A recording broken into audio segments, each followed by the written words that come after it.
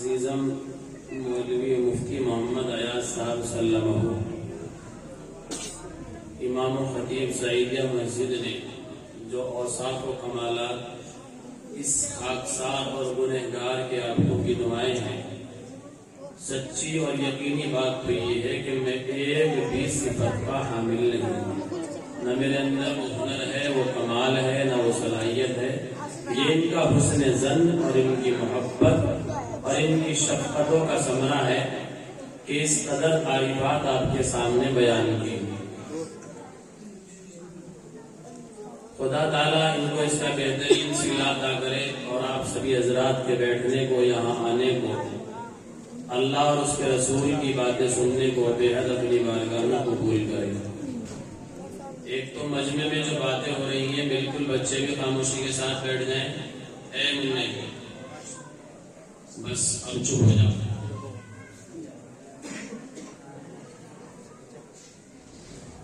جو حضرات جانا چاہتے ہوں وہ جا سکتے ہیں، جو بچے نکلنا چاہتے ہوں وہ نکل سکتے ہیں، لیکن بیچ میں مجمع کے اندر انتشار نہ رہے۔ بھائی مائک والے سے ایک دفعہ سیٹ کر لے، بار بار اس کو ڈسٹرب مت کرنا، اور ایک کو کم رکھنا، ڈک ڈک کی آواز نہ ہونی چاہیے۔ اللہ اور اس کے رسول کی باتیں کرنی ہے، جو میں کہوں گا صحیح طریقے سے ان کے کانوں تک پہنچ جائے، اور اللہ عمل کی توفیق دے دے۔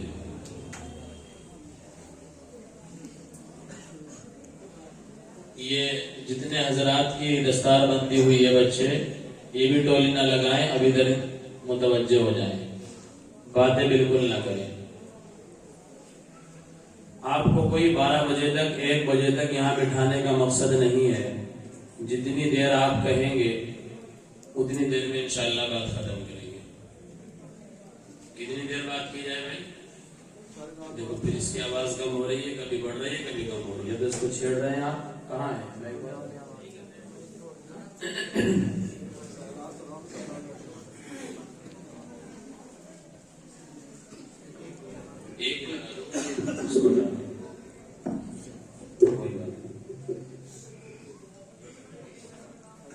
کتنی دیر سنیں گے بھائی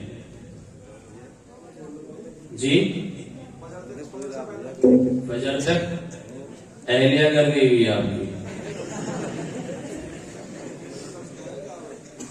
اللہ تعالیٰ آپ کی محبتوں کو سلامت رکھے۔ بیچارے دین کی محبت میں کہہ رہے ہیں، خدا تعالیٰ یہی جذبہ، یہی ایثار، یہی قربانی، یہی قرآن سے محبت ہر ایک نوجوان کے دل میں پیدا کر دے۔ یہ جذبہ ہے، جذبہ ایمانی ہے، کیونکہ قرآن کی نسبت پر یہ نوجوان یہاں بیٹھا ہوا ہے۔ پوری رات سننے کے لیے کہہ رہا ہے، صبح کو کام پہ بھی تو جانا ہے، لیکن کیوں کہہ رہا ہے؟ قرآن کی محبت میں۔ بہرحال انشاءاللہ امید کرتے ہیں کہ 1 گھنٹے کے اندر اپنی بات کو سمیٹیں گے۔ 10 بج رہے ہیں اس وقت، 11 بجے تک انشاءاللہ امید کرتے ہیں کہ بات ختم ہو جائے گی۔ ٹھیک ہے ماسٹر جی؟ اب ایک دفعہ درود شریف پڑھ لیں۔ ایک ساتھی ذمہ دار توصیف بھائی، باہر کچھ ساتھی یہاں بات کر رہے ہیں کھڑے ہوئے گلی میں، مستورات ہیں تو وہ اطمینان سے ادھر بیٹھ جائیں، مرد حضرات ہیں، بچے ہیں تو ادھر بلا لو، پیار محبت کے ساتھ۔ کوئی باہر سے آواز نہ آنی چاہیے بولنے کی کسی کی۔ درود شریف پڑھیں آپ سبھی حضرات۔ اللهم صل على محمد وعلى آل محمد كما صليت على إبراهيم وعلى آل إبراهيم إنك حميد مجيد اللهم بارك على محمد وعلى آل محمد كما باركت على إبراهيم وعلى آل إبراهيم إنك حميد مجيد الحمد لله نحمده ونستعينه ونستغفره ونؤمن به ونتوكل عليه ونعوذ بالله من شرور أنفسنا ومن سيئات أعمالنا من يهده الله فلا مضل له ومن يضلل فلا هادي له ونشهد أن لا إله إلا الله وحده لا شريك له ونشهد أن سيدنا وسندنا ومحترمنا ومكرمنا وأولانا ومولانا محمدا عبده ورسوله أما بعد فأعوذ بالله من الشيطان الرجيم بسم الله الرحمن الرحيم وذكر فإن الذكرى تنفع المؤمنين. وقال الله تعالى في موضع آخر: يا أيها الذين آمنوا ادخلوا في السلم كافة. صدق الله العظيم. قال النبي صلى الله عليه وسلم: الناس كلهم هالكون إلا العالمون، والعالمون كلهم هالكون إلا العاملون، والعاملون كلهم هالكون إلا المخلصون، والمخلصون على خطر عظيم، أو كما قال عليه الصلاة والسلام. نبی آتے رہے، آخر میں نبیوں کے امام آئے. نبی آتے رہے، آخر میں نبیوں کے امام آئے. وہ دنیا میں خدا کا آخری لے کر پیام آئے. وہ جب آئے تو عظمت بڑھ گئی دنیا میں انسان کی. وہ جب آئے تو بندوں کو فرشتوں کے سلام آئے. وہ ہیں بے شک بشر لیکن تشہد میں اذانوں میں. وہ ہیں بے شک بشر لیکن تشہد میں اذانوں میں. جہاں دیکھو خدا کے نام کے بعد ان کا نام آئے. بروز حشر جب نفس نفسی کا سما ہوگا، بروز حشر جب نفس نفسی کا سما ہوگا، وہاں وہ کام آئیں گے جہاں کوئی نہ کام آئے. ماشاءاللہ. حاضرین گرامی، اسٹیج پر تشریف رکھنے والے معزز موقر محترم علماء اکرام، پس پردہ بیٹھی ہوئی مائیں اور بہنیں اور پیارے بچوں، اللہ کا شکر احسان ہے کہ اللہ تبارک و تعالی نے آج دین کی نسبت پر، قرآن کی نسبت پر اپنے گھر کے اندر ہم سب کو جمع فرما لیا، اور کچھ کہنے سننے کی اللہ نے توفیق بخشی. سب سے پہلی تو بات یہ ہے کہ ہم ذہن سے وہ رجحان، وہ خیال نکال دیں کہ جلسے جلوس ہوتے ہیں، رسما رسمی ہوتے ہیں، مائک لگایا جاتا ہے، مولوی آتا ہے، اپنی ڈگڈگی بجاتا ہے اور چلا جاتا ہے. تو چل ہی رہا ہے، دستور پرانا دستور ہے، کوئی نئی بات تو ہے نہیں. اس سے پہلے بھی پروگرام ہوئے، جلسے ہوئے، مولوی کو بلایا، تقریر کرائی، بھیج دیا. فائدہ اگر ہوا تو کم ہوا. کیوں؟ کیونکہ ہم یہاں شرما شرمائی میں، ایک دوسرے کا چہرہ دیکھنے میں اور لوگوں کے کہنے سننے میں، قاری ارشد اور مولانا نفیس کے فون کرنے سے اور ان کے کہنے سننے سے، التجا اور بار بار کی گزارش کرنے سے، مولانا مہتاب صاحب کے اعلان کرنے سے ہم یہاں بیٹھ گئے ہیں. ورنہ سننے کا تو ہمارا من نہیں ہے، نہ ہمارا دماغ ادھر ہے، نہ ہمارا دل ادھر ہے. بس ہم بیٹھیں گے اور بوجھ بن کر بیٹھیں گے، اور پھر اس کے بعد 1 گھنٹے کی تقریر ہوگی، گھر چلے جائیں گے، کچھ حاصل نہیں ہوگا. جتنی دیر بھی آپ بیٹھیں، قلب و جگر کو، دماغ کو حاضر کر کے اس نیت سے بیٹھیں کہ جو اللہ اور اس کے رسول کی باتیں ہوں گی، عمل کا دائیا دل میں پیدا کر لیں کہ انشاءاللہ آج سے اپنی زندگی کا رخ بدلنے کا عزم لے کے اٹھیں گے، زندگی کو بدلنے کا ارادہ لے کے اٹھیں گے. بیان تو بہت ہو رہے ہیں، آپ بارہا سن رہے ہیں، جلسے جلوس بہت ہو رہے ہیں، لیکن رات کو ہم نے سنا کہ جھوٹ بولنا حرام ہے، صبح کاروبار پہ جا کے پھر جھوٹ بولنا ہے. مولوی نے بیان کیا نماز چھوڑنا حرام ہے، نماز اگر کوئی چھوڑتا ہے تو جہنم کی آڑ کو ختم کر دیتا ہے. من ترک الصلاۃ متعمدا فقد کفر. رات کو حدیث سنی، فجر کی نماز غائب ہو گئی. مولوی نے بیان کیا اور کاروبار کرنے والوں اور تجارت کرنے والوں اور دکان پر سامان بیچنے والوں اور بلڈنگیں بنانے والوں اور ٹھیکیداروں اور مالداروں، تم اپنا کام انجام دے رہے ہو لیکن جھوٹ بول کر کام نہیں کرنا ہے، دھوکہ دے کر سامان نہیں بیچنا ہے. لیکن मौलवी कह रहा है, कहता है उसका काम अपना काम करने का है, बोलने का है, हमारा काम ये जो हम करते हुए आ रहे हैं, फिर तो बेसूद हो जाएगा। इन हजरात का ये मेहनत करना, लगन और शौक के साथ इस प्रोग्राम को सजाना और यहाँ आप लोगों को ला के बिठाना, उलमा को बुलाकर तकरीर कराना, ये सब बेसूद और बेकार और गैर मुफीद साबित होगा। जितनी अच्छी तकरीर मुफ्ती मोहम्मद अयाज सल्लल्लाहु ने आपके सामने बयान की, मुझसे उतनी अच्छी तकरीर नहीं आती। और जिस कदर जोशीले अंदाज में आपको जोड़ने की कोशिश की, कुरान की मोहब्बत का वास्ता देकर आपको ललकारा और कुरान की मोहब्बत का जोश आपके सीनों के अंदर भरने की कोशिश की, तो उस अंदाज में तो मैं बयान नहीं कर पाऊंगा। तकरीर के लिए और समझदारी के लिए और अमल के लिए तो जितना इन्होंने कह दिया कुरान की निस्बत से उतना काफी है।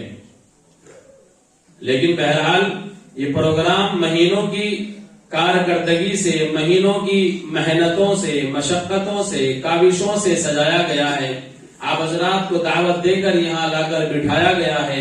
खुदा ताला जबान पर कोई ऐसी बात जारी कर दे जो मेरे लिए भी और आपके लिए भी कारगर और मुफीद साबित हो और मेरी और आपकी जिंदगी बदल जाए। पीर तलहा साहब के पास एक शख्स मिलने के लिए गए मज़ाहिर उलूम में। उन्होंने मुसाफे के लिए हाथ बढ़ाया। अब जैसे मुसाफे के लिए हाथ बढ़ाया तो उन्होंने झट उनके चेहरे की तरफ देखकर तमाचा बहुत जोर से मारा। अब वो तमाचा क्या, उस तमाचे के अंदर तो एक किस्म का जादू था। अब वो हिचकियां बांधकर रोने लगे, सिसकियां बंध गईं, आंखों से आंसू की लड़ी जारी हो गई, बेतहाशा रोए, बेतहाशा रोए, घंटों बैठकर रोते रहे। क्या उस तमाचे के अंदर इस कदर तासीर और इतना जबरदस्त तरीके से, इतना जोर से लगाया गया था कि उसका एहसास घंटों तक रहा? ये उसकी चोट की वजह से नहीं रोए। तमाचा गाल पे लगा, लेकिन गाल पे लगते ही दिल पे चोट लगी। बुजुर्गों की बातों का असर होता है, कभी प्यार के जरिए समझाते हैं, कभी डांट के जरिए, कभी मार के जरिए। और दिल के अंदर ये बात बैठ गई कि आज मैं एक बुजुर्ग के सामने अपना चेहरा नहीं कर सकता और वो मुझसे खफा है, मेरे चेहरे पर नजर डालने के लिए तैयार नहीं है, गुस्से से उसका चेहरा लाल है। क्यों? इसलिए कि मेरे चेहरे पर अल्लाह के नबी सल्लल्लाहु अलैहि वसल्लम की सुन्नत नहीं है। कि जब दुनिया में एक बुजुर्ग, एक अल्लाह का वली मुझसे खफा हो सकता है, मेरे पास चारा है, मैं इसके सामने हाथ जोड़ लूं, मैं माफी मांग लूं, मैं अहद कर लूं और मैं इनको रो धो करके मना लूं, चारा है, मान जाएंगे, बुजुर्ग हैं, दिल नरम हो जाएगा। लेकिन अगर आज से मैंने दाढ़ी का अज़्म न किया, मैंने अपने चेहरे पर नबी अकरम सल्लल्लाहु अलैहि वसल्लम की सुन्नत को न सजाया, मैंने इस झुम्बर को अपने चेहरे की जीनत न बनाया, तो कल क़यामत के दिन मैदान महशर कायम होगा। नबी आखिरुल ज़मा मोहम्मद अरबी सल्लल्लाहु अलैहि वसल्लम खड़े हुए होंगे। हाँ, उम्मती को लाया जाएगा और उम्मती तुझे कैसे पहचाना जाएगा कि तो नबी का गुलाम है, नबी का आशिक है और नबी की चाहने वाला है और नबी पर अपने आप को और अपनी जान को फिदा करने वाला है। तेरा तो चेहरा भी नबी जैसा नहीं है। अगर कल क़यामत के दिन मैदान महशर में अल्लाह के नबी सल्लल्लाहु अलैहि वसल्लम ने चेहरा फेर लिया तो फिर कोई पुरसाने हाल नहीं होगा। बस ये बात दिल में बैठी, इस बात को सोच के रोते रहे। घंटों रोने के बाद हजरत से अर्ज किया कि हजरत मैंने इरादा कर लिया है, आज से वादा करता हूं, सच्चा वादा करता हूं कि आज से अल्लाह के नबी सल्लल्लाहु अलैहि वसल्लम की मुबारक सुन्नत को पेशाब नालियों और गंदे पानी में बहा करके नबी अकरम सल्लल्लाहु अलैहि वसल्लम की रूह को जख्मी नहीं करूंगा। हम तो सुबह नाई की दुकान पर जाते हैं, अपने चेहरे को साफ करा के आ जाते हैं, नाई भी खुशी खुशी करता है, हम भी खुशी खुशी करवाते हैं, क्रीम चौपड़ करके अपने घर लौट आते हैं, शादियों में शिरकत करते हैं। हाँ, हम तकरीबन کے مقام پر جاتے ہیں ہمیں احساس بھی نہیں ہوتا، لیکن داڑھی کٹانا اتنا بڑا جرم ہے. تم نے داڑھی کٹائی اور یہ 1,24,000 انبیاء کی سنت کو بحال کیا. تم نے یہ اتنا بڑا کام کیا، گویا کہ تم نے نبی اکرم صلی اللہ علیہ وسلم کے سینے میں چاقو گھونپ دیا. روزمرہ میں اور آپ اپنے اعمال سے، اپنے کرتوت سے، اپنے کردار سے، اپنے اخلاق سے، اپنے چال چلن سے، اپنے رہن سہن سے نبی پاک صلی اللہ علیہ وسلم کی روح کو زخمی کر رہے ہیں اور ہمیں احساس بھی نہیں ہے. یہ ڈبل جرم ہے. ایک تو گناہ کرنا اور گناہ کرنے کے بعد دل میں احساس بھی نہ ہونا کہ ہم کر کیا رہے ہیں، ہم کتنا بڑا کارنامہ انجام دے آئے، اس کی ہمارے دل میں ذرہ برابر احساس بھی نہیں ہے. تو یہ پروگرام اس لیے کرائے جاتے ہیں. میں یہاں سے آپ کو ادھر لے کے چلا تھا کہ پروگرام کا مقصد یہ ہوتا ہے، باتیں سب وہی ہیں جو آپ نے سن لی، پرانی ہیں، وہی قرآن ہے، وہی حدیث ہے، وہی باتیں ہیں قرآن حدیث کی جو آپ بارہا سنتے ہیں. لیکن بعض مرتبہ ان پروگراموں کا اثر یہ دیکھنے میں آتا ہے. کچھ لوگ کہتے ہیں نا کہ پروگراموں سے کیا اثر ہو رہا ہے، جلسوں سے کیا ہو رہا ہے. یہ بے وقوفی ہے، یہ حماقت ہے، یہ جہالت ہے. اگر مجمع میں سننے والے 100 200 500 لوگ ہیں، امید تو اللہ کی ذات سے یہ رکھنی چاہیے، گمان تو اللہ کی ذات کے ساتھ یہ وابستہ کرنا چاہیے کہ اللہ سب کی زندگی پلٹے گا. نہیں تو اس میں سے 10-20 بھی اگر صحیح رخ پر آ گئے تو بس یہ جلسے جلوس کامیاب ہو گئے. اور ایسا ہوتا ہے. شب برات کے موقع پر میں یہاں کارگی میں بیان کر رہا تھا، بڑی مسجد میں. لمبا بیان ہوتا ہے شب برات کے موقع پہ، 2-2.5 گھنٹے کا پروگرام ہوا. میں نے اس میں جو ایک مسلمان دوسرے مسلمان سے قطع تعلق کرتا ہے، بول چال ختم کر دیتا ہے، اس کے تعلق سے ایک حدیث پڑھی. آپ کو بھی سنا دیتا ہوں. موضوع کچھ اور ہے لیکن کوئی بات نہیں، دین کی بات کرنی ہے. سل من قطعک واعف عمن ظلمک واحسن الی من اساء الیک. یہ اللہ کے نبی کی حدیث ہے. سل من قطعک، تم اس شخص سے تعلق جوڑو جو تم سے تعلق منقطع کر رہا ہے، جو تم سے بول چال بند کر رہا ہے. ہم اس کو سلام کرتے ہیں، وہ چہرہ پھیر کے چلتا ہے، ہمارے ساتھ بولنا نہیں چاہتا، دشمنی دکھاتا ہے، عناد اور بغض دکھاتا ہے. لیکن شریعت کی تعلیم یہ ہے، مذہب کی تعلیم یہ ہے، نبی پاک صلی اللہ علیہ وسلم کی تعلیم یہ ہے، سل من قطعک، جو تم سے قطع تعلق کرے اس کے ساتھ تم تعلق کو جوڑنے کا کام کرو. یہ اللہ کے نبی نے فرمایا. وہ اس کا فعل ہے، وہ آپ کی بات کا جواب دیتا ہے یا نہیں دیتا ہے، وہ آپ کے سلام کا جواب دیتا ہے یا نہیں دیتا ہے. لیکن آج معاشرہ کس نہج پر ہے؟ معاشرہ اس نہج پر ہے، تو اپنی برادری کا چودھری، میں اپنے گھر کا چودھری، تو اپنے گھر کا بڑا، میں اپنے گھر کا بڑا. اگر تو میرے سلام کا جواب نہیں دیتا مت دے، میں بھی تیری روح پر اور تیرے جسم پر اور میں تیرے چہرے پر لعنت بھیجتا ہوں. میں بھی تیرا چہرہ دیکھنا نہیں چاہتا جب تو میرے سلام کا جواب نہیں دیتا. تو اپنے گھر کا چودھری، میں اپنے گھر کا چودھری. ہمارا رویہ یہ ہے. اور کرنا کیا ہے؟ شریعت ہمارے تابع ہے یا ہم شریعت کے تابع ہیں؟ کیوں بھائی؟ شریعت ہمارے تابع ہے یا ہم شریعت کے تابع ہیں؟ ہم تابع ہیں نا. اگر ہم نے شریعت کو اپنے تابع کر لیا، گمراہی ہے، جہنم ہے، پھر کوئی بربادی سے، ناکامی سے، اور پھر آپ کو کوئی کسی طرح کے عذاب سے جہنم کے چھٹکارا نہیں دلا سکتا اگر شریعت کو اپنے تابع کر لیا.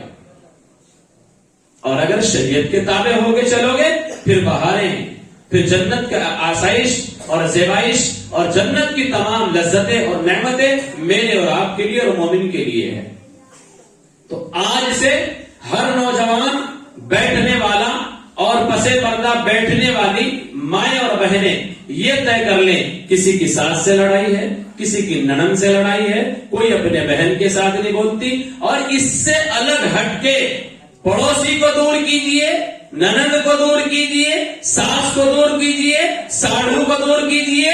گھر گھر کا معاملہ یہ سننے میں آتا ہے. لوگ بیچارے دعا کرانے کے لیے آتے ہیں کہ بیٹا باپ سے کلام نہیں کرتا، باپ بیٹے سے نہیں بولتا، ماں بیٹی سے نہیں بولتی، بیٹی ماں سے کلام نہیں کرتی. اور گھر گھر میں بیٹا باپ سے اور ماں بیٹی سے کلام نہیں کرتی. پرتی یہ شریعت ہے، یہ سنت ہے، یہ مذہب ہے، یہ نبی کی تعلیم ہے، کہاں اجڑ گیا معاشرہ؟ کدھر جا رہے ہو؟ کہاں جا رہے ہو؟ کیا ثابت کرنا چاہتے ہو اس رہن سہن سے، اس تہذیب سے، اس تمدن سے، اس گھر کے معاملے سے اور معاشرے سے کیا ثابت کرنا چاہتے ہو؟ تو اس لیے آج بیٹھنے والا دل میں یہ عزم لے کے اٹھے کہ کسی کے ساتھ اگر قطع تعلق ہے تو آج سے اس کے ساتھ تعلق کو جوڑوں. کیوں؟ میں چھوٹا ہوں، وہ بڑا ہے. شریعت کی نظر میں جو اپنے آپ کو چھوٹا بناتا ہے، اللہ کی نظروں میں وہ بڑا بن جاتا ہے. اللہ کے نبی صلی اللہ علیہ وآلہ وسلم کی حدیث ہے، من تواضع للہ رفعہ اللہ. جو شخص اللہ کے لیے عجز و انکساری اور اپنے آپ کو چھوٹا بنا کر دوسرے کے سامنے پیش کرتا ہے، اللہ دنیا کی نظروں میں بھی، فرشتوں کی نظروں میں بھی اور اپنی نظروں میں بھی اس کو بڑا بنا لیتے ہیں. تو سل من قطع.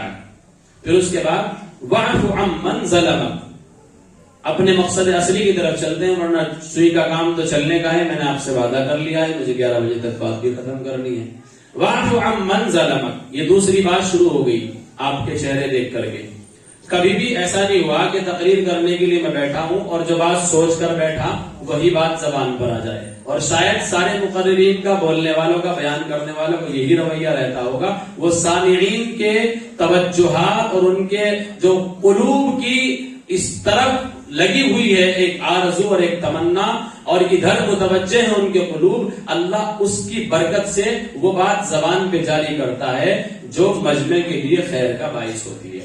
بعض دفعہ انسان مطالعہ کر کے کتاب دیکھ کے کہ آج مجھے یہ بیان کرنا ہے، لیکن وہ ذہن سے غلط ملت بات دوسری سامنے آ جاتی ہے. بہرحال دین کی بات کرنی ہے. واعف عمن ظلمک. دوسرا جملہ، جو تمہارے اوپر ظلم کرے تم اس کو معاف کر دو. کون کہہ رہا ہے بھائی؟ آپ کے دادا ابو؟ کون کہہ رہا ہے؟ اللہ کے نبی صلی اللہ علیہ وسلم کا فرمان ہے، جو تمہارے اوپر ظلم کر رہا ہے تم اس کو معاف کر دو. معاف کرنا سیکھو، درگزر کرنا سیکھو. آج پڑوسی کے ساتھ لڑ کے عرصہ گزر جاتا ہے، سالوں سال لڑائی چلتی رہتی ہے، اور کورٹ میں جا کر مقدمہ درج کرا کے آتے ہیں اور اپنی گاڑی کمائی مقدموں کے اوپر لگا رہے ہیں، کورٹ کچہریوں کے چکر کاٹ رہے ہیں. کاش میرے اور آپ کے دل میں نبی پاک صلی اللہ علیہ وسلم کا یہ مبارک جملہ بیٹھ جائے، واعف عمن ظلمک. جب کوئی تمہارے اوپر ظلم کرے تو معاف کرنا سیکھو، درگزر کرنا سیکھو. یہ نبی کی تعلیم ہے، یہ نبی کا اخلاق ہے، یہ نبی کا کردار ہے. آپ نے ایسا کر کے دکھایا ہے. مسجد نبوی کے اندر آپ تشریف رکھتے ہیں، ایک بدو دیہاتی آیا اور وہ آ کر کے مسجد نبوی کے صحن میں پیشاب کرنے لگا. تمام صحابہ بیٹھے ہوئے، حضرت عمر جیسا جلیل القدر صحابی بھی وہاں موجود ہے. اب دیکھ کر کے غصہ سے جو ہے چہرہ لال ہو گیا. اللہ کے نبی کی طرف اشارہ کیا، تلوار سوچنے کے لیے تیار، ہر وقت تیار رہتے تھے، لیکن اللہ کے نبی نے کمر پہ ہاتھ پھیرا، صبر کر، اس کو جو کر رہا ہے کرنے دے. جب وہ اپنی اس ناپاک حرکت سے فارغ ہوا، اللہ کے نبی صلی اللہ علیہ وسلم نے اس کو اپنے پاس بلایا اور اس سے کہا کہ آپ یہ کیا کر رہے ہیں؟ مسجد ہے، خدا کا گھر ہے، پوتر جگہ ہے، پوتر استھان ہے، آپ پاک جگہ پر اللہ کے گھر میں یہ گندا کام کر رہے ہیں، پیشاب کر رہے ہیں. آپ کو ایسا نہیں کرنا چاہیے. آپ نے اس کی کمر پہ ہاتھ پھیرا اور بہت پیار اور شفقت بھرے لہجے میں اس کو کہا کہ بابو آپ کو ایسا کام نہیں کرنا چاہیے، اللہ کا گھر ہے. آپ نے ڈانٹا نہیں، ڈپٹا نہیں، مارا نہیں اور قتل نہیں کیا، کسی صحابی کو اس بات کا اشارہ نہیں کیا. آپ نے اخلاق کریمانہ کا مظاہرہ کیا. اس نے سوچا میں نے اتنی گندی حرکت کی ہے، اتنا بڑا کام کیا ہے، اور یہ کیسا نبی ہے مجھے اپنے پاس بلا کر کے میری کمر پہ ہاتھ پھیر کے شفقت کے لہجے میں مجھے اس طریقے سے سمجھا رہا ہے. پھر پوچھا کہ آپ کون سے خاندان سے آئے ہو، کہاں سے آئے ہو؟ کہ فلاں خاندان فلاں قبیلے سے آیا ہوں. کیسے آئے ہو؟ آپ کے پاس سواری ہے؟ کہ نہ سواری تو میرے پاس کوئی نہیں. اللہ کے نبی صلی اللہ علیہ وسلم نے ایک صحابی سے عرض کیا کہ جاؤ اس کے لیے ایک سواری کا انتظام کرو، اس کو ایک گھوڑا یا اونٹ ہدیہ کر دو. کس کو کیا جا رہا ہے ہدیہ؟ مسجد کی صفائی کرنے کے لیے آیا تھا وہ. کتنا گندا کام کیا.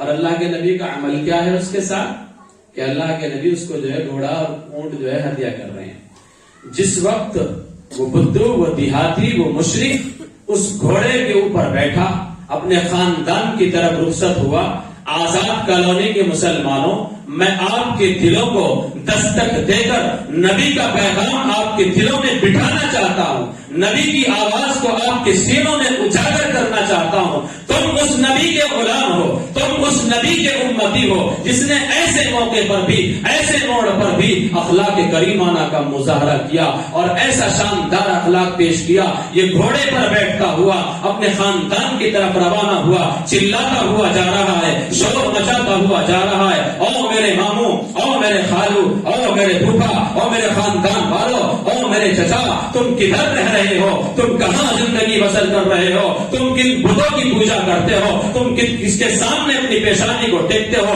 کس کے سامنے ہاتھ جوڑتے ہو؟ آؤ آؤ، میں تمہیں بتاتا ہوں، مسجد نبوی کے اندر، مدینے کے اندر ایک ایسا شخص ہے جس کے ایسے اخلاق ہیں. اگر کوئی دین معتبر دین ہو سکتا ہے، اگر کوئی دین بہترین دین ہو سکتا ہے تو وہ دین اسلام ہے، وہ مذہب اسلام ہے جس کا پیغام نبی اکرم صلی اللہ علیہ وسلم سنانے آئے ہیں، بتانے آئے ہیں. آج میں نے اپنی آنکھوں سے دیکھ لیا ہے، جب اس نے آواز لگائی، علماء بتائیں گے آپ کو، میری اس بات کی تصدیق کریں گے، تاریخ کی کتابیں شاہد ہے، اللہ کے نبی صلی اللہ علیہ وسلم کے اس اخلاق کی بنیاد پر اس کے خاندان کے 700 لوگ مسلمان بنے اور مذہب اسلام کے اندر داخل ہوئے. یہ ہے مذہب اسلام. دور سے دیکھنے والوں، قریب سے دیکھو. ہم نے خود نہیں سمجھا اپنے مذہب کو، ہم دوسروں کو کیا سمجھائیں گے؟ ہم نے تو یہ جملہ رکھ لیا ہے کہ جناب اینٹ کا جواب پتھر سے دینا ہے. کوئی ہمارے ساتھ زیادتی کرتا ہے، ہم جب تک ڈبل نہ کر لیں ہمارے دل کو سکون نہیں ملتا. اور نبی کی تعلیم یہ ہے، واعف عمن ظلم. چلیے آگے بڑھتے ہیں. یہ دوسرا جملہ ہے کہ جب کوئی تمہارے اوپر ظلم کرے اس کو معاف کر دو. ایسی ایک مثال نہیں، ہزاروں مثالیں ہیں. اگر بیان کیا جائے تو وقت اسی میں مکمل ہو جائے گا. پھر تیسرا جملہ اللہ کے نبی صلی اللہ علیہ وسلم نے ارشاد فرمایا، سل من خطأک واعف عمن ظلمک واحسن الی من اساء الیک. یہ تیسرا جملہ ہے.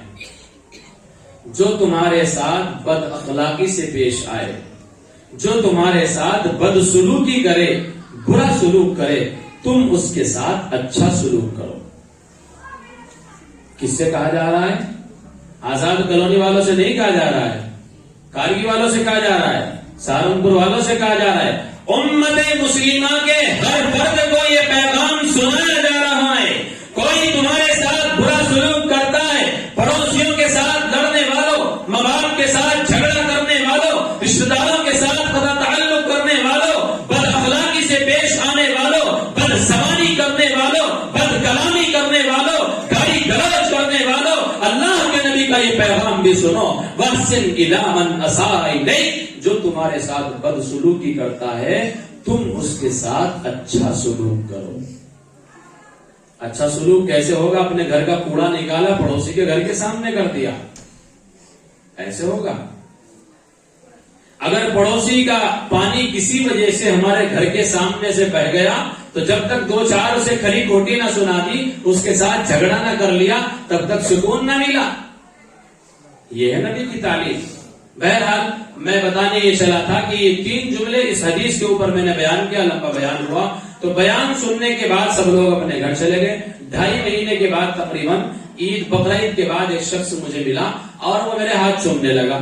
میں نے اس سے پوچھا بھائی کیا بات ہے؟ محبت کا اظہار کرنے لگا. میں نے خیریت تو ہے سب کی، جہاں سب خیریت ہے اور میں آپ سے بڑی محبت رکھتا ہوں. میں نے کہا اچھی بات ہے، اللہ آپ کو بہترین سے عطا کرے. پھر اس نے بات بتائی کہ آپ نے ایک دفعہ وہاں بیان کیا تھا بڑی مسجد میں، اس مجمع کے اندر میں شریک تھا اور میں نے وہ بیان سنا تھا. اپنے ساڑھو اور اپنی سالی سے میری 16 سال سے بول چال بند تھی. یہ بتانے چلا ہوں میں آپ کو. کتنے سالوں سے؟ 16 سالوں سے بند تھی.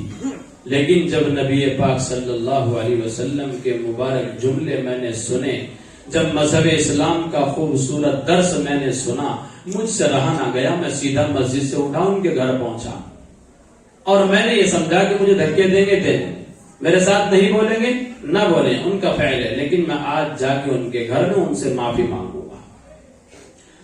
میں آپ کو یہ حدیث اور یہ جملہ اور یہ درس اس لیے سنایا، کچھ حضرات جو کہتے ہیں کہ پروگراموں کا نفع نہیں ہوتا، 16 سال سے گزرنے والے گھر بسے کہ نہیں بسے، آپس کے اختلافات دور ہوئے کہ نہیں ہوئے، حسد بغض دلوں سے نکلا کہ نہیں نکلا، 16 سال کے بعد بول چال ہوئی۔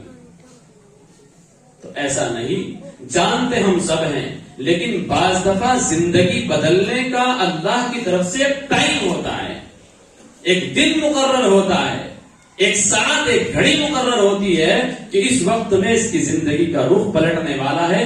اللہ کسی عالم کی زبانی کوئی بات نکلنے کو اس کے لیے ہدایت کا ذریعہ فرما لیتا ہے۔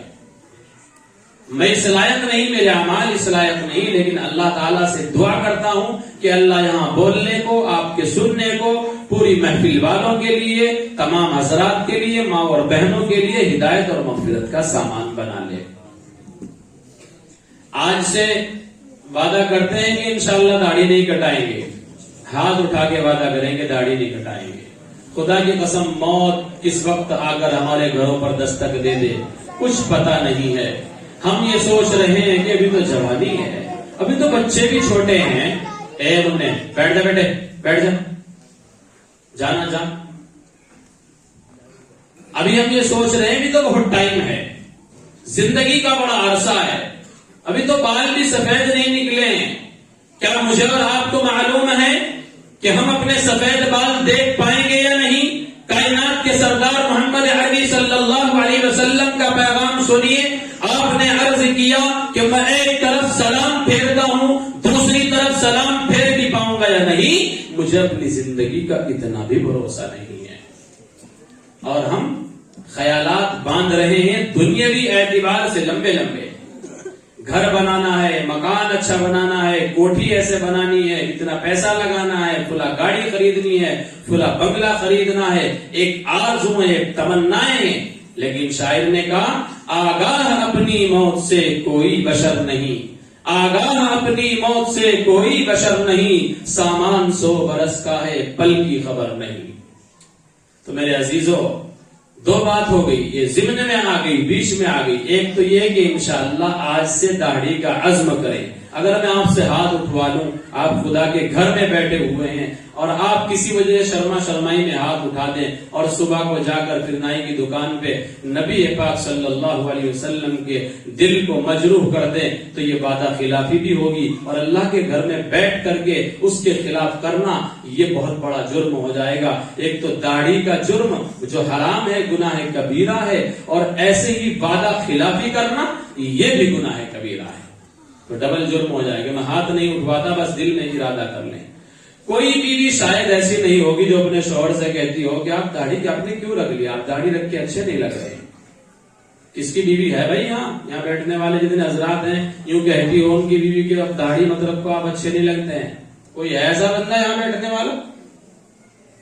کوئی نہیں ہے نا؟ تو پھر دوسری شادی کرانے کا ارادہ ہے، اور اگر دوسری کا بھی ارادہ ہے تو کیا داڑھی والوں کی شادی نہیں ہوتی؟ اچھا سوچیں، آج آپ تنہائی میں جا کر بستر میں جا کے سوچیں، میں تقریر کرنے کے لیے، میں آپ سے باتیں کرنے کے لیے بیٹھا ہوں، جب آپ بستر پہ پہنچ جائیں گے آپ سوچیں کہ میں لیٹ رہا ہوں سونے کے لیے، آنکھیں بند کر رہا ہوں، صبح کر پاؤں گا یا نہیں؟ اور اگر کسی وجہ سے صبح نہیں کر پایا اور اللہ کو پیارا ہو گیا، خدا کے دربار میں کیسے حاضر ہوگا؟ اللہ کے نبی صلی اللہ علیہ وسلم کو کیا لے جا کر دکھاؤں گا؟ خدا کی قسم صحابہ کرام کے آپ واقعات سنیے، 1000 واقعات ہیں، انہوں نے سب کچھ دین پر لٹانے کے بعد، ہر طرح کی قربانی پیش کرنے کے بعد، بچوں کو یتیم کرنے کے بعد، بیوی کو بیوہ کرنے کے بعد، جان کی قربانی دینے کے بعد، مال کی قربانی دینے کے بعد، باغات کو صرف کرنے کے بعد، اپنے گھروں کو چھوڑنے کے بعد، سب کچھ قربانیاں دینے کے بعد بھی یوں کہا کہ ہم دین کا حق ادا نہیں کر سکے۔ اور ہماری کتنی قربانی لگ رہی بھائی؟ 24 گھنٹے میں سے دین سیکھنے میں کتنے گھنٹے لگتے ہیں؟ 12 گھنٹے، آدھا گھنٹہ بھی نہیں لگ رہا۔ قرآن پڑھے ہوئے نہیں ہے، زندگی بسر ہو رہی ہے۔ انسان جب کام سیکھنے کا ارادہ کرتا ہے، اگر اس کی عمر 20 سال 25 سال کی ہو گئی، کسی کام کا اس نے ارادہ کیا، سیکھ لیتا ہے، تو کیا قرآن نہیں سیکھ سکتا؟ جس کے بارے میں اللہ تبارک و تعالیٰ نے ارشاد فرما دیا ہو وَلَقَدْ يَسَّرْنَا الْقُرْآنَ لِلذِّكْرِ فَهَلْ مِن مُدَّكِرٍ۔ اللہ خود اعلان کر رہا ہے ہم نے قرآن کو آسان کر دیا، کوئی ہے سیکھنے والا، کوئی ہے غور کرنے والا، کوئی ہے تدبر کرنے والا، لیکن ہم سمجھ ہی نہیں رہے، ہم نے قرآن کو سمجھا ہی نہیں، ہم نے قرآن کے پیغام کو سینے میں بسایا ہی نہیں۔ جب ہم کام سیکھ سکتے ہیں، دنیا کے پیچیدہ سے پیچیدہ کاموں کو انجام دے سکتے ہیں، تو قرآن نہیں سیکھ سکتے۔ تو بہرحال جب ہم بستر پہ پہنچیں گے، تھوڑی دیر آنکھ بند کر کے سوچنا میرا انتقال ہو گیا ہے، مجھے لوگ دیکھنے کے لیے آئے ہیں، اب میں اتنا بے بس پڑا ہوا ہوں کہ میں اپنا ہاتھ بھی نہیں ہلا سکتا، میں اپنے چہرے پر بیٹھی ہوئی ایک مکھی کو بھی نہیں اڑا سکتا۔ ایسا ہی ہے بھائی، لوگ دیکھیں گے پردہ منہ سے ہٹانے والا کوئی اور ہوگا، ڈھکنے والا کوئی اور ہوگا، اور انسان اتنا بے بس مٹی کا ڈھیر بن کے پڑا رہے گا کہ کسی بھی طرح کی صلاحیت اب اس کے اندر نہیں رہی۔ جو زبان تھر تھر چلتی تھی، جو ہاتھ اس کے چلتے تھے، جو پیر اس کے چلتے تھے، جو اس کے سینے کے اندر جگر اور دل دھڑک رہا تھا، جو اس کی نبض حرکت کر رہی تھی، جو زبان لدر لدر بول رہی تھی، جو آنکھیں جن کے اندر دیکھنے کی صلاحیت تھی، جن کانوں کے اندر سننے کی صلاحیت تھی، آج کیا ہوا؟ انسان تو جھکا تو پڑا ہوا ہے، ہاتھ بھی ہے، پیر بھی ہے، زبان بھی ہے، آنکھ بھی ہے، کان بھی ہے، وجود بھی ہے، آخر ہوا کیا؟ آج دنیا میں ہم فخر کرتے ہیں، سینہ تان کر چلتے ہیں، زمین پر ایڑی مار کر چلتے ہیں، ہم دنیا والوں کو گھمنڈ اور تکبر کے ساتھ اپنی جوانی سے ڈرانا چاہتے ہیں، اپنی طاقت کا روب ان کے دلوں میں پیدا کرنا چاہتے ہیں، ہم اپنی زبان کے ذریعے اپنے خاندان کے اونچے بول بولتے ہیں۔ جانتا نہیں میں کون سے خاندان سے ہوں، جانتا نہیں میں کون ہوں، میں کتنا بڑا آدمی ہوں، جانتا نہیں میں کون ہوں، میرے پاس کتنا پیسہ ہے۔ ہاں، اس زبان کے ذریعے جس غریب پر تو روب ڈالتا تھا، اس ہاتھ کے ذریعے جس کو ناجائز سلاتا تھا، ان کانوں کے ذریعے میوزک سنتا تھا، اس زبان کے ذریعے بد کلامی، بد زبانی اور غیبت اور گالی گلوچ کرتا تھا، آج سب ساکت کیوں ہے؟ خاموش کیوں ہے؟ کیا ہوا؟ انسان بے بس پڑا ہوا ہے۔ اب غور کرے، اب میں بے بس پڑا ہوا ہوں، مجھے کوئی جگانے والا نہیں، اٹھانے والا نہیں۔ اب 4 بندے آئیں گے اور 4 پائی کے پائے پکڑیں گے، مجھے لہنگائے دھنائیں گے، پٹڑے کے اوپر لٹائیں گے، میرے قمیص کو کاٹا جائے گا، کفن کی چادروں کے اندر ملبوس کر دیا جائے گا، اور 4 انسان مجھے اٹھا کر قبر کے حوالے کر کے چلے آئیں گے۔ اب اس کا ٹائم مقرر ہے، وہ کام کب ہوگا میرے اور آپ کے ساتھ؟ وہ اللہ کے علم میں ہے، میرے اور آپ کے علم میں نہیں ہے۔ میں یہ کہنا چاہ رہا تھا کہ ہم جوانیوں کے ذریعے دوسروں کے اوپر روب ڈالتے ہیں، ہم زمین کے اوپر ایڑی مار کر چلتے ہیں، ہم یہ سمجھتے ہیں ہمیں ساری زندگی اسی روئے زمین پر رہنا ہے، ہم دوسروں کو ظلم کے ذریعے ناجائز طریقے سے دباتے اور ستاتے ہیں۔ غور کر لیا کر، کسی شاعر نے بہت اچھے انداز میں مجھے اور آپ کو یہ پیغام سنایا، نہ چل زمین پر قدم اٹھا اٹھا کر، نہ چل زمین پر قدم اٹھا اٹھا کر، خدا نے نہ جانے کتنے نقشے مٹا دیے ہیں بنا بنا کر، تجھ سے بڑے بڑے آئے، خدائی کا دعویٰ کرنے والے آئے، مال پر اگڑنے والے آئے، دولت پر ناز کرنے والے آئے، بلڈنگوں میں زندگی بسر کرنے والے آئے، عیش و عشرت کے گدوں پر سونے والے آئے، مرسڈیز گاڑیوں میں سفر کرنے والے آئے، لیکن سب چلے گئے، کوئی نہ رہا، نہ مکی ہی بچا ہے، نہ مکان ہی بچا ہے۔ آج مکی گیا ہے، کل مکان بھی ختم ہو جائیں گے، قیامت کا لرزہ جس وقت طاری ہوگا دنیا میں اور روئے زمین پر کوئی چیز باقی نہیں رہے گی، سب ٹوٹ پھوٹ کر دھرم برم کر دیا جائے گا۔ اور انسان ہوش میں آ اور کبھی سوچ لیا کر، کس کے لیے جھوٹ بول رہا ہے، کس کے لیے دھوکہ دے رہا ہے، کس کے لیے ناجائز کمائی کو اپنے گھروں میں لا رہا ہے، کس کے لیے سود کھا رہا ہے، کس کے لیے بیاج پر کام کر رہا ہے، کس کے لیے جھوٹ بول کر اپنے بچوں کے، اپنے معصوموں کے پیٹ کے اندر حرام کمائی کو بھر رہا ہے۔ ایک دن تجھے مرنا ہے، کمانے والا تو ہے، جھوٹ بولنے والا تو ہے، روزی گھر میں لانے والا تو ہے۔ یہی بچے قیامت کے دن گربان پکڑ کے کھڑے ہو جائیں گے۔ روزی اگر ہمارے پیٹ کے اندر حرام ڈالی گئی تھی، میرا باپ لانے والا تھا، مجھے معلوم نہیں تھا، یہ سود کی لایا ہے، یہ پیاز کی لایا ہے، یہ شراب کی لایا ہے، جھوٹ بول کے کے لایا ہے, دھوکہ دے کے لایا ہے, ظلم کر کے لایا ہے, پڑوسیوں کے حق مار کے لایا ہے, زمین میں فراڈ کر کے لایا ہے, ٹھیکیداری میں دوسرے کے اوپر ناجائز طریقے سے ظلم کر کے اور اس کے اوپر بیکار کی رقم کو تھوپ کر کے لایا ہے. مجھے علم نہیں تھا, میرے باپ کو پکڑو, اس نے ناجائز لقمہ میرے پیٹ کے اندر ڈالا ہی تھا. پکڑے جائیں گے اللہ کے دربار میں, سوال ہوگا. بس یہی پروگراموں کا مقصد ہوتا ہے. ہم جھوٹ چھوڑ دیں, غیبت چھوڑ دیں, حسد چھوڑ دیں, برائیاں چھوڑ دیں, معاشرے کو اس طرف لائیں جو معاشرہ نبی پاک صلی اللہ علیہ وسلم مجھے اور آپ کو دے کر گئے تھے. اس معاشرے کو ہم بھول گئے, اس سبق کو ہم بھول گئے, اس درس کو ہم بھول گئے, اس تعلیم کو ہم بھول گئے جو نبی پاک صلی اللہ علیہ وسلم نے ہمیں دی تھی. آج وہ سبق لوٹانا ہوگا, وہ درس دہرانا ہوگا. اگر زندگی میں کامیابی کی شمع کو روشن کرنا چاہتے ہیں, وہ درس اپنی زندگی میں لوٹانا ہوگا.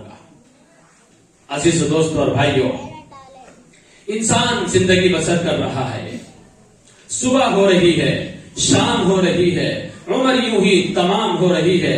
صبح کو نکلتا ہے, اپنے کام پر نکلا, نماز چھوڑ دی, قرآن کی تلاوت چھوڑ دی, 9 بجے سو کر اٹھا, ناشتہ کر کے اپنے کام کی طرف نکل پڑا. شام کو آیا, دیر سے آیا, نہ مغرب کا خیال رہا نہ عشاء کا خیال رہا, پھر شام کو نماز چھوڑ کے سو گیا. اب اللہ کے دربار میں جائے گا, کس حالت میں جائے گا؟ آج موتیں واقع ہو رہی ہیں, لوگوں کا انتقال ہو رہا ہے, لوگ مر رہے ہیں. کس حالت میں مر رہے ہیں میں بھی دیکھ رہا ہوں, آپ بھی دیکھ رہے ہیں. نوجوان ہوا سے باہر ہے, جوانی سے باہر ہے, بائک میں کک لگاتا ہے, سیل پہ لگاتا ہے, ایئر فون اپنے کانوں کے اندر ٹھوستا ہے, باہر روڈ پر نکلتا ہے. وہ اس قدر جوانی میں آپے سے باہر ہو جاتا ہے, اسے معلوم نہیں رہتا تو کہاں بیٹھا ہوا ہے, تو کیا کر رہا ہے. گانا اور میوزک اس کے کانوں میں چل رہا ہے. وہ جیسے روڈ پر نکلا, اس کی بائک ٹکرائی, اس کی پرچیاں بکھر گئی, اس کے پرزے بکھر گئے, اس کی بائک ٹوٹ گئی, اس کا وہیں آن دا اسپاٹ انتقال ہو گیا. اب اس کو لپیٹا جا رہا ہے, اب اس کو اٹھایا جا رہا ہے, اس کے پرزوں کو چک کر کے گھر لایا جا رہا ہے. اس کی شناخت بھی مشکل ہو رہی ہے, اس کو پہچاننا بھی مشکل ہو رہا ہے. کیا اس انسان کو معلوم تھا کہ تیری جوانی روڈ پر برباد ہوگی, تیری یہ طاقت روڈ کے اوپر کے سے لوگ چک کر کے لائیں گے؟ انسان کبھی غور تو کرے, کس حالت میں آج ہم اللہ کے دربار میں پیش ہو رہے ہیں. صبح شام کس حالت میں ہو رہی ہے. جب ہمارے کانوں کے اندر ایئر فون پھنسا ہوا ہے اور موت کا پیغام آ گیا, اسرائیل نے ہمارے جسم سے روح کو نکال لیا اور اسرائیل نے موت کا پیغام سنا دیا. ہم اللہ کے دربار میں جا رہے ہیں, اور نوجوان کس حال میں اللہ کے دربار میں جا رہا ہے. میوزک سنتا سنتا, گانے سنتا سنتا, ایئر فون کو اپنے کانوں کے اندر ٹھوس کر کے اللہ کے دربار میں حاضر ہو رہا ہے. ان علماء سے پوچھو, جس حالت میں مرے گا کل قیامت کے دن اسی حالت میں اٹھایا جائے گا. آج اگر تیرے کانوں میں ایئر فون لگا ہوا ہے, تیرا اسی حالت میں انتقال ہو گیا, میدان محشر غائب ہوگا. تیرے کانوں کے اندر وہی میوزک چلتا ہوا ہوگا, وہی گانا بجتا ہوا ہوگا, وہی باہر کی فلمیں چلتی بھی ہوں گی جن کو دیکھتا دیکھتا تو دنیا سے رخصت ہوا ہے. غور کرنے کی ضرورت ہے. زندگی بہت مختصر ہے, بہت مختصر ہے. کسی کا اٹیک کے ذریعے انتقال ہو رہا ہے, کسی کا کسی اور بیماری کے ذریعے انتقال ہو رہا ہے. بہانہ بنتا ہے, رات بھر ٹھیک تھا, ایک دن انتقال ہو گیا. ابھی ہمارے یہاں گاؤں میں 2-3 انتقال جوان ہوئے ہیں. کیا ہوا کہ اچانک پڑا تقریباً 35 سال کی لڑکے کی عمر تھی, اچھا خاصا باڈی بلڈر نوجوان, پڑے سانس گھٹنے لگا. ابھی دن اس نے کہا کہ میرا سانس سا گھٹ رہا ہے, سینے پہ ہاتھ پھیرا, 5 سے 6 منٹ لگے, اس کے منہ میں چمچ پانی کا ڈالا اور ہو گیا. یہ افسانے ہیں, یہ کہانیاں ہیں جو میں آپ کو سنانے بیٹھا ہوں. آپ نہیں دیکھ رہے کہ ایسا ہو رہا ہے. ہم اپنے رشتہ داروں کو, اپنے تعلق داروں کو, اپنے دوست و احباب کو اس طرح کی موت کی خبر سن کر دفنا کر آ رہے ہیں کہ نہیں آ رہے ہیں. شاعر نے کہا ہے, آدمی کا جسم کیا ہے جس پہ شیدا ہے جہاں, آدمی کا جسم کیا ہے؟ جس پہ شیدا ہے جہاں، ایک مٹی کی عمارت اور ایک مٹی کا مکان، خون کا گہرا بنا اور ارد جس میں ہڈیاں، چند سانسوں پر بسا ہے یہ خیال آسماں، اور موت کی پرزور آندھی جس گھڑی ٹکرائے گی، موت کی پرزور آندھی جس گھڑی ٹکرائے گی، ٹوٹ کر کے یہ عمارت خاک میں مل جائے گی۔ یہ انسان کا وجود ہے، یہ انسان کی ہستی ہے، یہ اس کی طاقت ہے، یہ اس کی قوت ہے، یہ اس کی جوانی ہے، یہ اس کا رعب ہے، یہ اس کا دبدبہ ہے، یہ اس کا خاندان ہے، یہ اس کی چودراہٹ ہے، یہ اس کا بڑاپن ہے۔ ایک منٹ لگا، اس جہاں سے اس جہاں میں منتقل ہو گیا۔ جس طریقے سے ایک مٹی کے مکان کو زمین دوز کر دیا جاتا ہے، پل بھر میں اس کی دیواریں زمین پر آ کر گر جاتی ہے، ایسے ہی انسان بھی مٹی کے مکان کی طرح دم توڑ کر اللہ کے بارگاہ میں پہنچ جائے گا۔ وہاں تو پیسے کا سکہ چلنے والا نہیں ہے، وہاں درہم چلنے والا نہیں ہے، وہاں دینار چلنے والا نہیں ہے، وہاں رشوت چلنے والی نہیں ہے، وہاں کسی کی بھی سفارش چلنے والی نہیں ہے۔ وہاں اگر سفارش چلے گی، وہاں اگر سکہ چلے گا، اعمال کا سکہ چلے گا، اعمال صالحہ کا سکہ چلے گا، نمازوں کا سکہ چلے گا، سچائی کا سکہ چلے گا، روزے کا سکہ چلے گا، زکات کا سکہ چلے گا، اللہ کے احکامات پر عمل کرنے کا سکہ چلے گا، نبی پاک صلی اللہ علیہ وسلم کی مبارک تعلیمات کو چلانے کا سکہ چلے گا، اور اس سے ہم خالی اور عاری ہیں۔ حضرت ابو ہریرہ رضی اللہ تعالیٰ جلیل القدر صحابی، بہت ساری روایات آپ سے منقول ہیں، اللہ کے نبی صلی اللہ علیہ وسلم سے احادیث کے نقل کرنے والے ہیں۔ موت کا وقت قریب ہے، آپ ایک کونے میں بیٹھے ہوئے آنسو بہا رہے ہیں، آنسو کی لڑی جاری ہے، ریش مبارک تر ہے۔ ایک صحابی آئے، پوچھا ابو ہریرہ کیا بات، اس قدر پریشان کیوں اور رو کیوں رہے ہو؟ یہ آنسو کی لڑی رکنے کا نام کیوں نہیں لے رہی ہے؟ یہ ریش مبارک کیوں آنسو سے تر ہو گئی ہے؟ سنو آزاد کالونی کے مسلمانوں، سنو کیا کہا ابو ہریرہ نے، ہم بھی سوچیں اور اپنے دل میں اس جملے کو جگہ دیں۔ کون؟ ابو ہریرہ، جن کو دنیا کے اندر رضی اللہ عنہم ورضوا عنہ کا مزہ سنایا گیا ہو، جن کو روئے زمین پر جنت کی بشارت اور خوشخبریاں دے دی گئی ہوں، جن کو یہاں رہتے ہوئے جنت کا اعلان کر دیا گیا ہو، جنت جن کے لیے لازم اور واجب ہو چکی ہو، نبی کے غلام، نبی کو دیکھنے والے، نبی کی صحبت یافتہ، نبی کی صحبت میں اپنا وقت گزارنے والے، نبی کے پاس بیٹھنے والے، نبی سے علم دین اور علم حدیث حاصل کرنے والے، ان کا جواب یہ تھا کہ اے میرے ساتھی، آخرت کا سفر بہت لمبا ہے اور سامان سفر بہت کم ہے۔ کیا ہم نے بھی سوچا ہے کہ آخرت کا سفر بہت لمبا ہے اور سامان سفر کم ہے؟ ہمیں اس کا خیال تک نہ گزرا۔ ہم گناہ میں لگ رہے ہیں تو لگ رہے ہیں، ہم فحاشی فلمیں دیکھ رہے ہیں تو دیکھ رہے ہیں، ہم جھوٹ بول رہے ہیں تو بول رہے ہیں، کوئی ہمیں دیکھنے والا نہیں ہے، ہم اپنے کاموں کو انجام دینے میں لگے ہوئے ہیں۔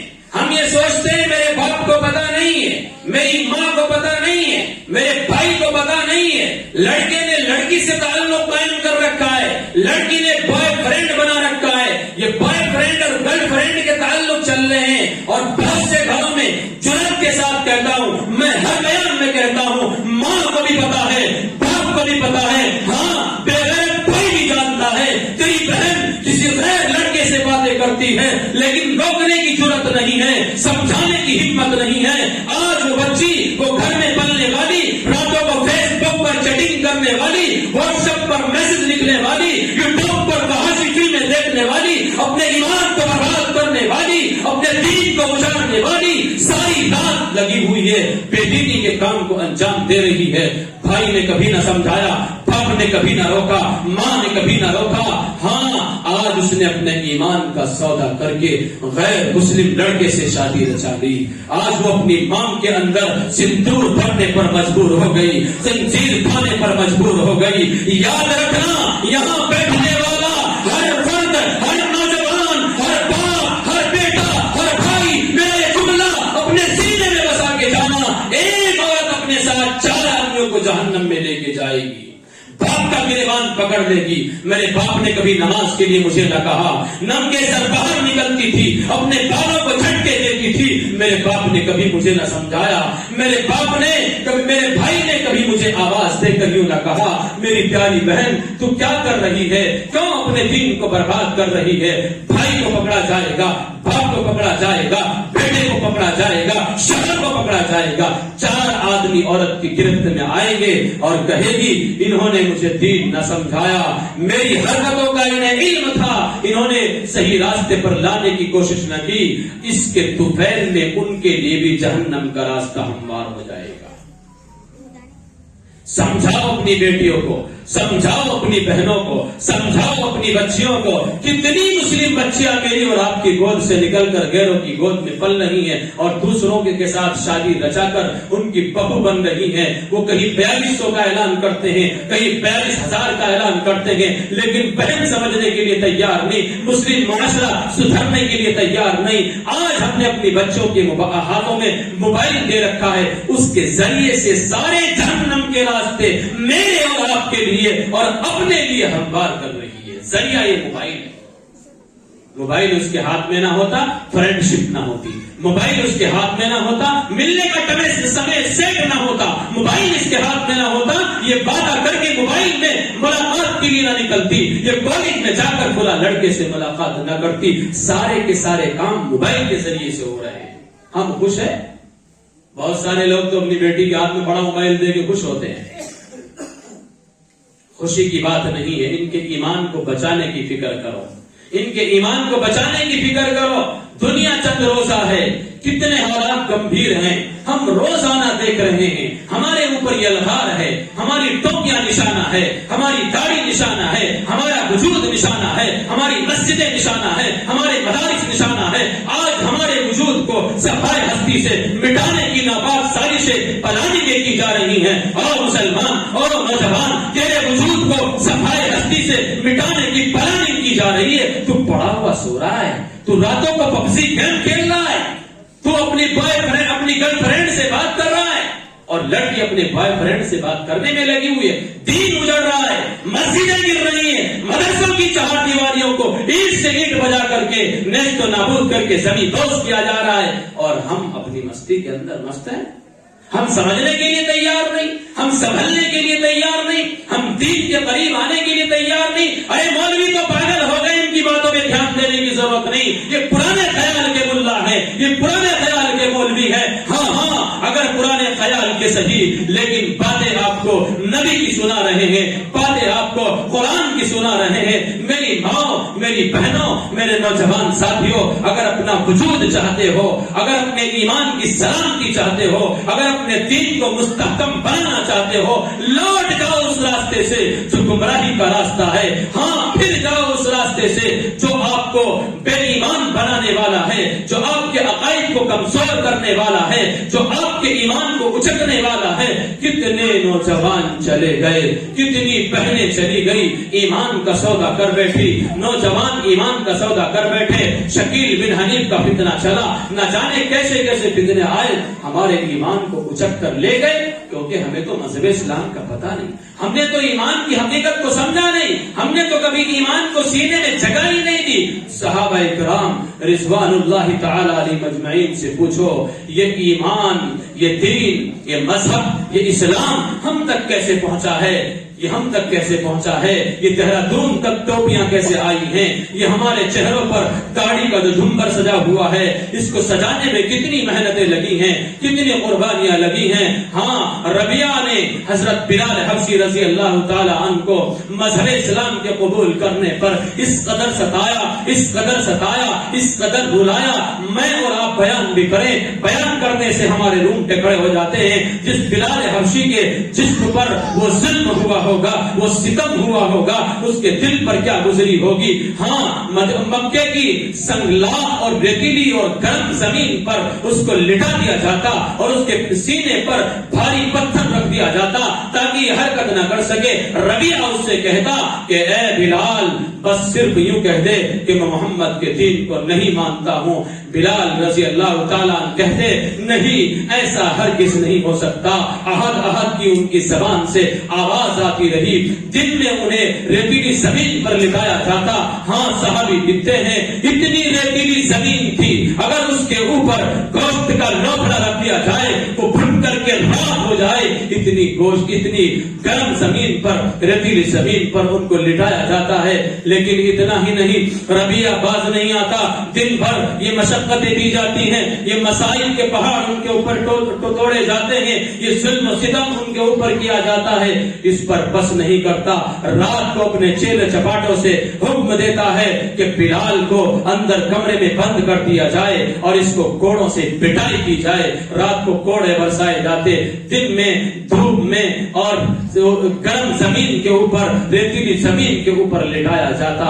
لیکن بلال رضی اللہ تعالیٰ عنہ کے سینے میں ایمان کی چنگاری روشن ہو چکی تھی، ایمان کی حقیقت کو جانتے تھے۔ ربیہ سے کہا، ربیہ کتنا ظلم کرے گا، میرا جسم اس ریتیلی زمین پر اپنے آپ کو گھسیٹ کر راکھ کر سکتا ہوں، کوئلے کر سکتا ہوں، کوڑے برسا کر مجھے ہلاک کیا جا سکتا ہے۔ یہ تو چند روزہ زندگی ہے، مجھے ابدی زندگی نظر آ رہی ہے، جنت کی بہاریں مجھے عطا کرے گا میرا رب، کیونکہ میں نے اپنے نبی کی زبانی سنا ہے، جو دین کے خاطر مارا جائے گا، ایمان کے خاطر مارا جائے گا، جس کو شہید کر دیا جائے گا، زمین پر خون کا قطرہ گرنے سے پہلے آسمانوں میں اس کی مغفرت کا اعلان ہو جائے گا۔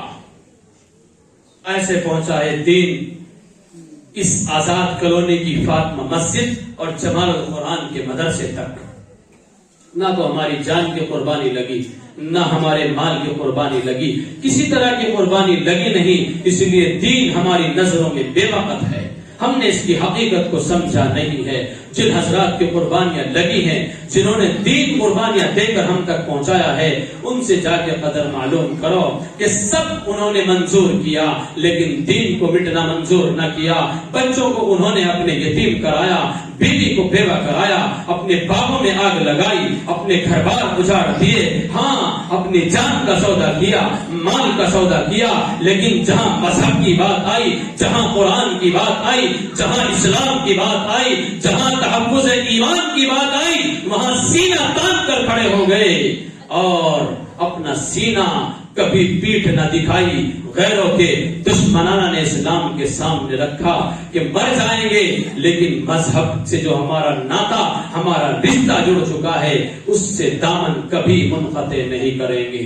آزاد کالونی کے مسلمانوں، آج ضرورت ہے اس مذہب اسلام کو سینے میں پیوست کرنے کی جو نبی آخر الزماں محمد عربی صلی اللہ علیہ وسلم مجھے اور آپ کو دے کر گئے تھے۔ معاشرہ غلط طرف چل پڑا ہے، ہاں یہ قوم غلط چل پڑی ہے، بچے ہمارے آوارہ ہو گئے ہیں، نوجوان ہمارے پبجی گیم کے عاشق ہو گئے ہیں، ہاں بوڑھے ہمارے مسجدوں کے کونے چھوڑ بیٹھے ہیں، ماں اور بہنوں نے پردے کا اہتمام ختم کر دیا ہے۔ جب پورا معاشرہ بگڑ گیا، پورے چمن میں آگ لگ گئی، تو پھر ہائے نہ کریں کیا کریں، پھر بویلا نہ مچائیں تو کیا کریں، اپنا ٹکڑا خدا کے سامنے بیان نہ کریں تو پھر کیا کریں، پورا چمن ہی اجڑ گیا، پورا چمن ہی اجڑ گیا۔ ہاں جاؤ صحابہ کی زندگی دیکھو، صحابہ کا دور دیکھو، حضرت عمر فاروق رضی اللہ تعالیٰ عنہ کا دور ہے، فاروق اعظم کا زمانہ ہے۔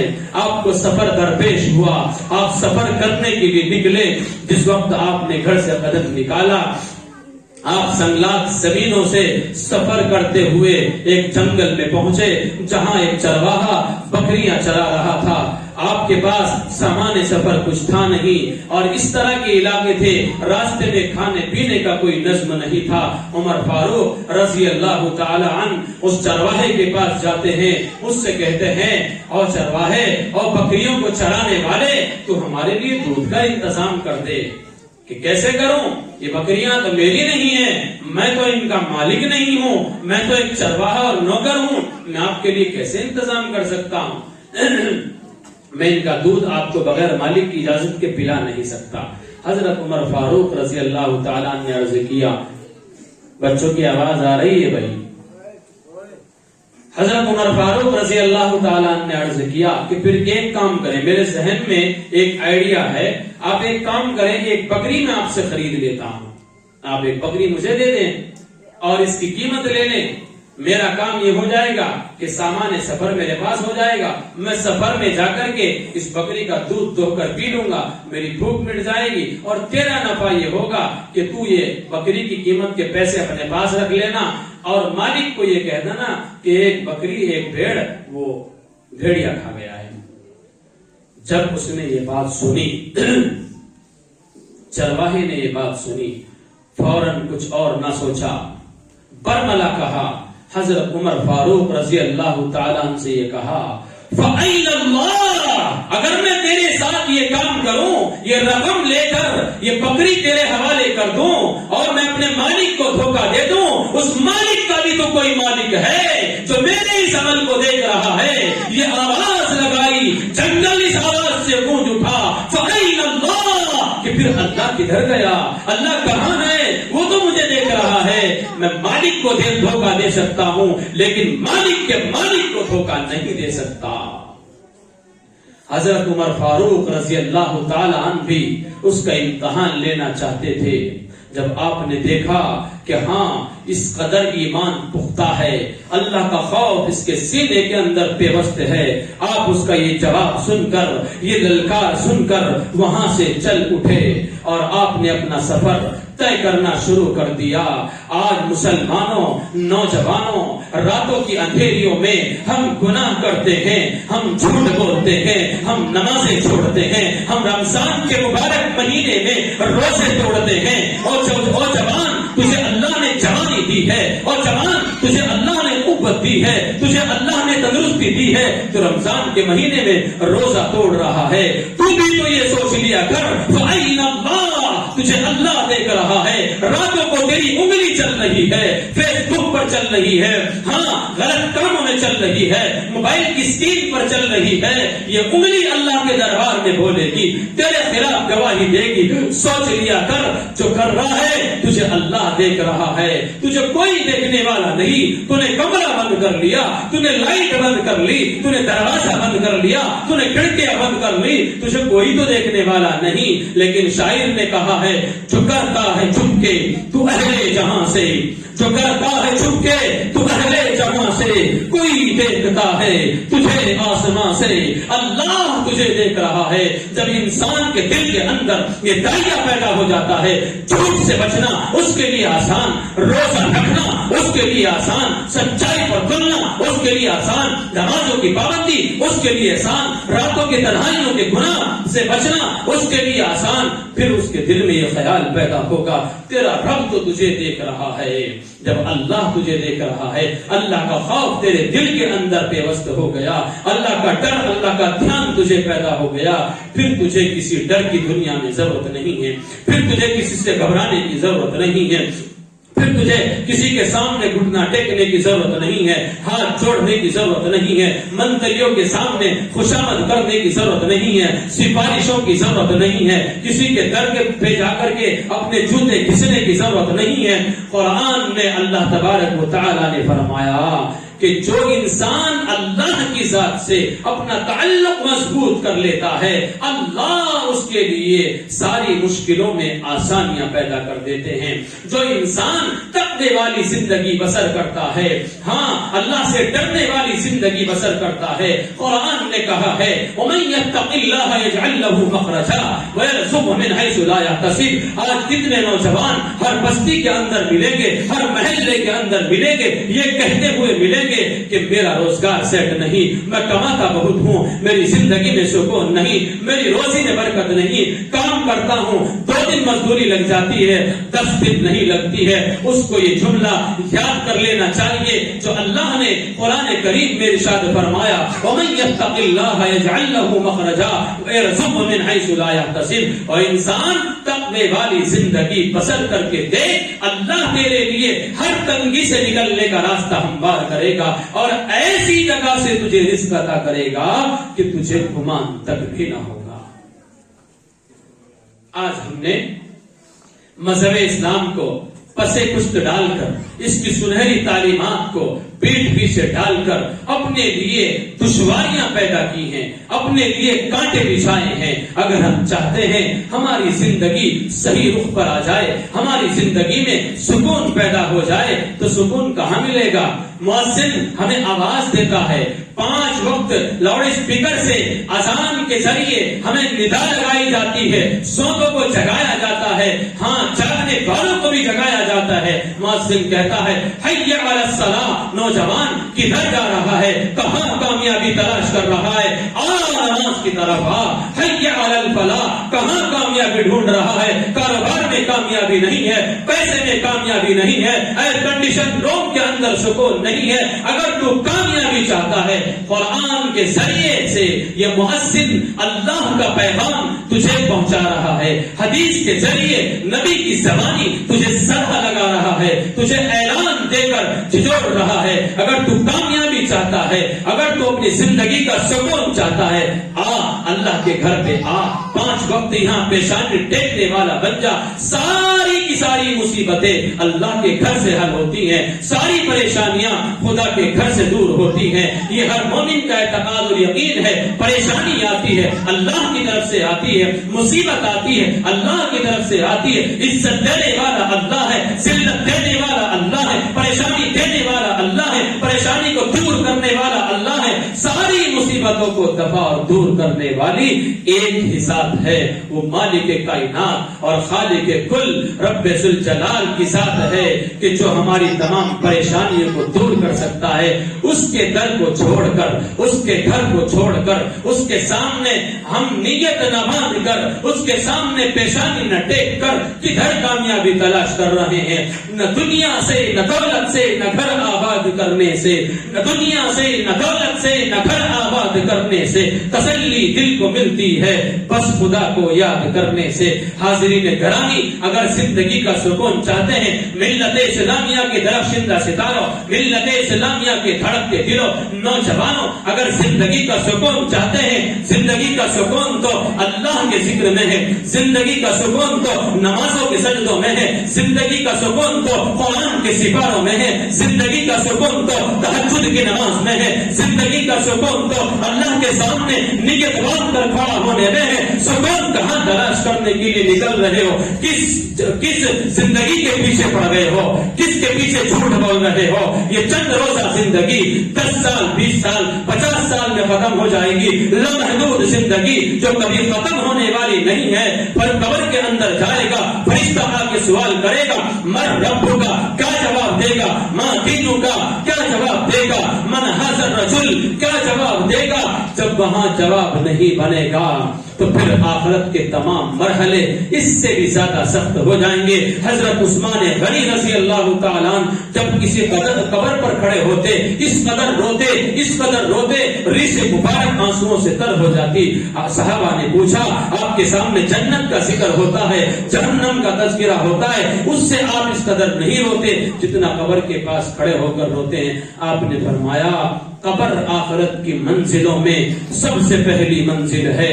اگر یہ مشکل اور دشوار ہو گئی، آخرت کا مسئلہ اور اس کے بعد آنے والے تمام مراحل اور مسائل اس سے بھی کہیں زیادہ سخت ہوں گے، اور اگر یہ آسانی سے اس گھاٹی سے گزرنا ہو گیا تو پھر آخرت کے تمام مسئلے اور تمام مراحل میں اللہ آسانیاں پیدا کر دیں گے۔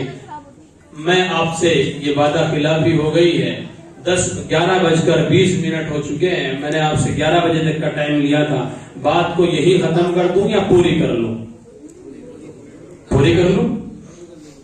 چلیے اپنی بات کو ختم کرنے کی طرف چلا ہوں۔ جو میں نے حدیث پڑھی ہے اس کا ترجمہ بھی نہیں کرتا، پھر اس میں بھی لمبا ٹائم چاہیے۔ میں آپ سے یہ کہنے کے لیے چلا ہوں کہ ہم کس معاشرے میں، کس رہن سہن میں، کس سماج میں زندگی گزار رہے ہیں۔ ہم نے مذہب اسلام کو سینے سے لگایا کیوں نہیں ہے؟ بس آج کی اس بزم کا، آج کے اس جلسے کا، عظیم الشان اجلاس عام کا میرا یہ پیغام سینے میں بسا کے جائیں کہ آج سے مذہب اسلام کی تعلیمات کو سینے سے لگانے والے بنیں گے۔ بنیں گے بھائی انشاءاللہ. اللہ تعالیٰ مجھے اور آپ کو عمل کی توفیق بخشے. حاضرین گرامی، آج کا یہ جلسہ ہمارا دستار فضیلت کے عنوان سے منعقد کیا گیا ہے. قرآن کریم بچوں نے ناظرہ مکمل کیا ہے. 45-46 بچوں نے 2 سال کی کارکردگی آپ کے سامنے لائی گئی ہے. 46 بچوں نے تقریباً ناظرہ مکمل کیا ہے. اور عزیزم قاری محمد ارشد سلمہ